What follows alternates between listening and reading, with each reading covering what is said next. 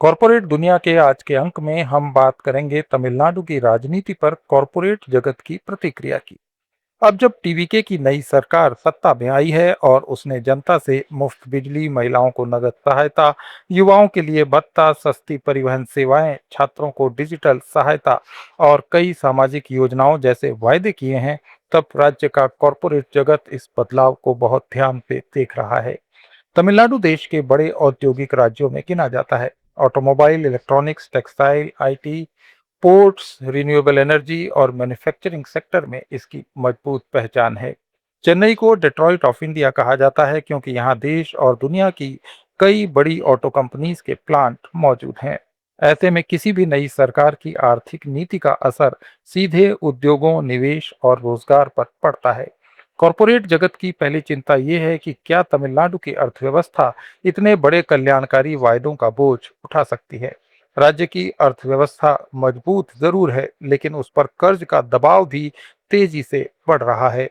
तमिलनाडु सरकार के 2025-26 के बजट के अनुसार राज्य का कुल बकाया कर्ज मार्च 2026 तक लगभग 9.3 लाख करोड़ रुपए तक पहुंचने का अनुमान है और ये राज्य की जीएसडीपी का करीब 26% होगा। राज्य का राजकोषीय घाटा भी जीएसडीपी के करीब 3% के आसपास रहने का अनुमान है। इसका मतलब यह है कि सरकार पहले से ही सीमित वित्तीय गुंजाइश के भीतर काम कर रही है। अगर नई सरकार बड़े पैमाने पर मुफ्त योजनाओं का विस्तार करती है, तो उसे या तो ज्यादा कर्ज लेना पड़ेगा या फिर टैक्स और शुल्क बढ़ाने होंगे। तमिलनाडु का उद्योग जगत इस बात को समझता है कि सामाजिक योजनाएं पूरी तरह से गलत कभी नहीं होती। तमिलनाडु की मिड डे मील स्कीम, महिलाओं के लिए सहायता योजनाएं और सार्वजनिक स्वास्थ्य मॉडल इस समय देश में उदाहरण माना जाता है। इन योजनाओं ने मानव संसाधन के विकास में मदद की है। बेहतर शिक्षा और स्वास्थ्य ने राज्य को कुशल श्रमिक दिए हैं, जिसका फायदा राज्य में काम कर रही इंडस्ट्री को भी मिला है।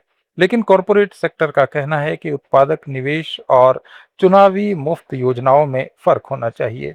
अगर सरकार रोजगार सृजन, स्किल डेवलपमेंट, लॉजिस्टिक्स और इंफ्रास्ट्रक्चर पर खर्च करती है, तो उसका आर्थिक रिटर्न मिलता है। लेकिन अगर खर्च केवल उपभोग आधारित मुफ्त डिस्ट्रीब्यूशन पर बढ़ता है, तो लंबे समय में राज्य की आर्थिक स्थिति कमजोर हो सकती है।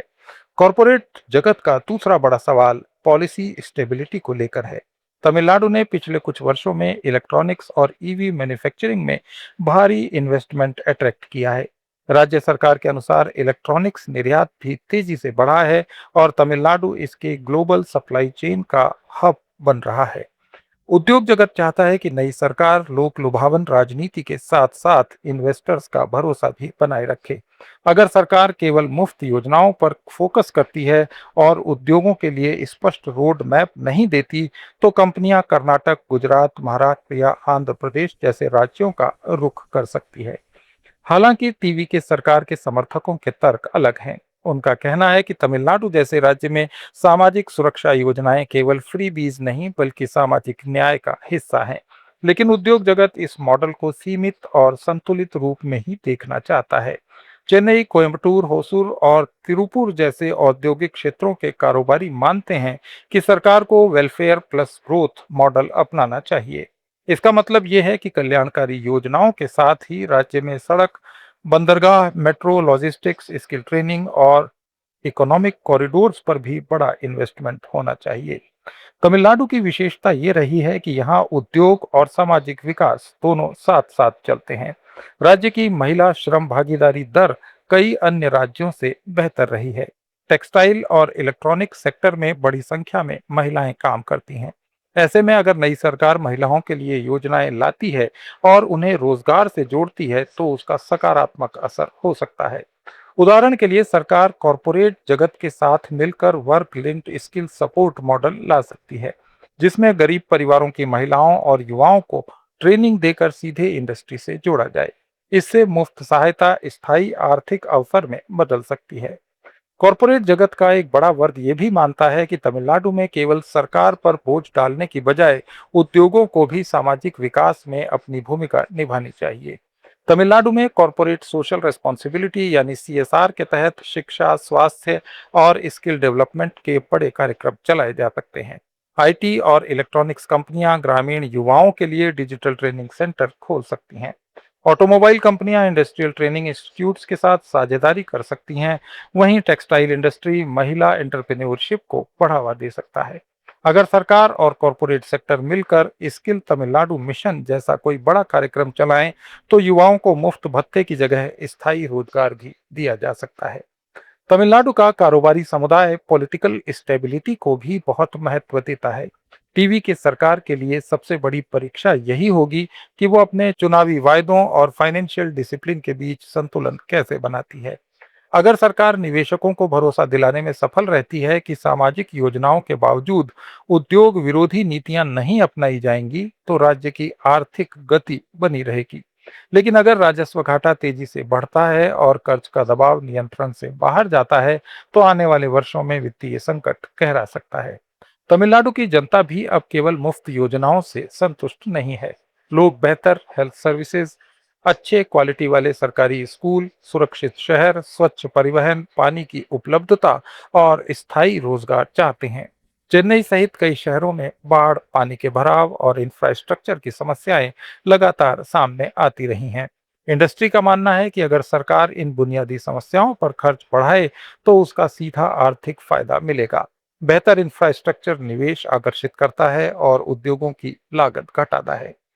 आर्थिक विशेषज्ञों का यह भी कहना है कि तमिलनाडु जैसे विकसित राज्य के लिए अगला चरण प्रोडक्टिव वेलफेयर का होना चाहिए। इसका अर्थ ये है कि सरकारी सहायता ऐसी हो जो लोगों को आर्थिक रूप से आत्मनिर्भर बनाए। उदाहरण के लिए मुफ्त लैपटॉप योजना को डिजिटल स्किलिंग से जोड़ा जा सकता है। इसी तरह महिला सहायता योजनाओं को माइक्रो एंटरप्रेन्योरशिप से जोड़ा जाना चाहिए। किसानों को केवल मुफ्त बिजली देने की बजाय आधुनिक सिंचाई और एग्री प्रोसेसिंग इंडस्ट्री से उन्हें जोड़ा जा सकता है। टीवी के सरकार के सामने अवसर भी काफी बड़ा है और चुनौती भी उतनी ही बड़ी। अगर वो तमिलनाडु के मजबूत औद्योगिक आधार, उच्च मानव विकास और सामाजिक न्याय मॉडल को बैलेंस तरीके से आगे बढ़ाती है, तो तमिलनाडु देश के सबसे सफल आर्थिक मॉडल में से एक बन सकता है। लेकिन अगर राजनीति पूरी तरह से मुफ्त योजनाओं की प्रतिस्पर्धा में बदल जाती है, तो आने वाले समय में राज्य पर वित्तीय दबाव बढ़ेगा। कॉरपोरेट दुनिया फिलहाल इंतजार में है। उद्योग निवेश रोकना नहीं चाहते, लेकिन वो सरकार से स्पष्ट आर्थिक रोड मैप, स्थिर टैक्स पॉलिसी और इंफ्रास्ट्रक्चर पर लगातार निवेश की उम्मीद कर रहा है। तमिलनाडु का भविष्य केवल फ्री बी बनाम कॉरपोरेट की बहस से तय नहीं होने वाला। असली सवाल यह है कि क्या सरकार वेलफेयर और विकास के बीच एक ऐसा संतुलन बना सकती है जिसमें गरीबों को सुरक्षा मिले, युवाओं को मौके मिले और उद्योगों को भरोसा मिले। अगर यह संतुलन बनता है तो तमिलनाडु आने वाले समय में भारत की आर्थिक शक्ति का इंजन बन सकता है। लेकिन अगर राजनीतिक प्रतिस्पर्धा केवल मुफ्त वायदों तक सीमित रही, तो मजबूत अर्थव्यवस्था वाला ये राज्य भी बढ़ते कर्ज और सीमित रेवेन्यू के दबाव में आ सकता है। यही कारण है कि तमिलनाडु की नई राजनीतिक पारी पर पूरे देश के उद्योग जगत की नजर टिकी हुई है। कॉरपोरेट दुनिया में आज इतना ही।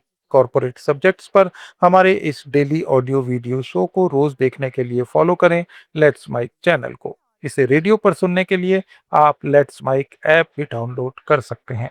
जुड़े रहिए लेट्स माइक के साथ। It's time for news. It's time for more than radio. Presenting the first radio news app, Let's Mike.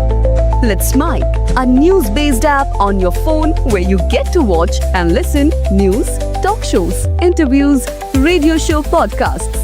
On Let's Mike, you get all relevant information of TV, print, radio, podcast, and digital. Let's Mike talks about every segment of life.